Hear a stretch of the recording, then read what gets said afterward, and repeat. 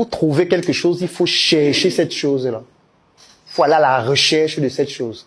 Et j'aime toujours prendre l'exemple simple. Si un patient vient te dire qu'il a mal à la tête, tu sais que ça a commencé quand? Une semaine. Prends le paracétamol. Peut-être c'était l'hypertension. Sauf que pour trouver l'hypertension, il faut chercher. Et pour chercher, il faut demander, est-ce qu'on a pris votre pression artérielle à l'entrée? Non, ok, asseyez-vous, je vais prendre votre pression. Quand tu prends la pression, tu vois qu'elle est à 100, 150, 160.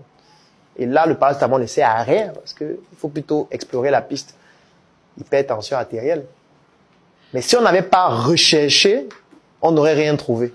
Donc même la chance, il faut la rechercher. Et l'une des techniques pour la rechercher, c'est de partager, c'est de donner. Si vous vous dites que vous n'avez rien à donner, posez-vous la question, qu'est-ce que j'ai à donner? Si vous vous dites que vous n'avez rien à donner, posez-vous la question, qu'est-ce que j'ai à donner? Parce que même ton attention, c'est quelque chose à donner. Prenons même l'exemple que tu es au chômage, tu n'as rien à faire. Ça veut dire que tu as le temps. Alors, tu peux écouter les problèmes des gens, c'est beaucoup. C'est beaucoup à donner. Mais le psychologue, vous pensez que son travail, c'est quoi? Le psychologue, son métier, c'est que tu t'es installé, ça se dit, ouais, dis-moi, ça a commencé quand? Parce que dans la vie, les gens ont tellement de problèmes que personne n'a plus le temps pour écouter tes problèmes. Personne n'a ce temps.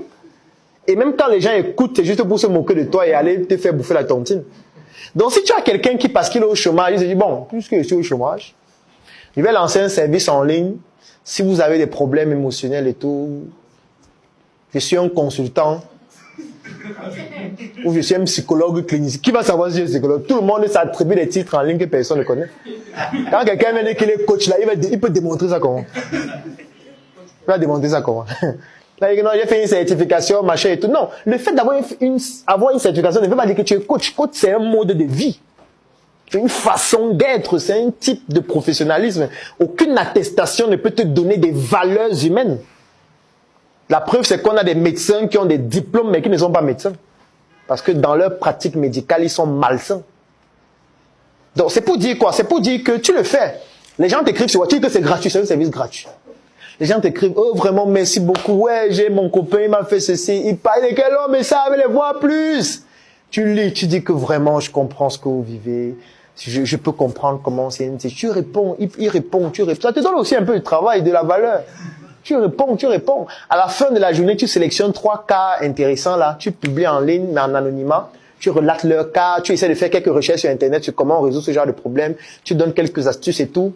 Tu publies. Qu'est-ce qui va se passer? En commentaire. Waouh, vraiment, merci beaucoup pour les astuces et tout. Ça se passe comment? Oui, voilà le numéro si vous voulez donner les conseils. Si tu fais ça pendant 6 mois, tu vas trouver le travail. Oui.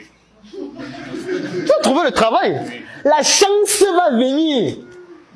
Quelqu'un un jour va te dire que vraiment, j'ai tel souci, tu commences à dire, bon, c'est 5 000 la consultation. Il y a des gens qui vont payer. Il y a des gens qui vont accepter de payer. Ou alors, quand tu vas publier ça tout le temps, comme les gens aiment ce genre d'histoire, à un moment donné, les gens vont commencer à suivre ta page, tu auras une grande audience. Jusqu'à un jour où une entreprise va te contacter. Si on veut faire la publicité sur ta page, ça coûte combien? Le travail a commencé. Tu as provoqué ta chance. Il faut arrêter de dire que tu n'as rien. Tu as. Tout le monde a quelque chose à donner. Tu peux pas dire que tu n'as rien. Tu as du temps si tu es pauvre. Tu as du temps, tu es disponible. Ça veut dire que tu peux faire du bénévolat quelque part. Tu peux venir à la Startup Academy. Bon, moi je suis au chômage là. Est-ce qu'elle peut vous aider à arranger les chaises pendant les formations? On va dire oui.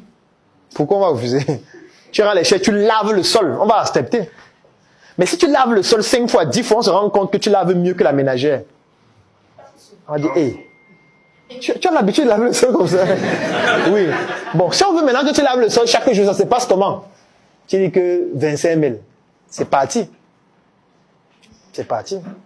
Tu peux pas juste rester là à la maison comme ça et tu penses que la chance va venir. Il n'y a aucune chance. C'est pour ça que parfois j'ai un problème avec la religion. Parce qu'il y a les religions qui prônent le fait qu'un jour tu vas marcher, tu vas trouver l'argent. Oui! Il y a des religions où on prie qu'un jour tu vas marcher, tu vas trouver une enveloppe avec l'argent. Ah, mon ami. Dans ce pays-ci, trouver l'argent.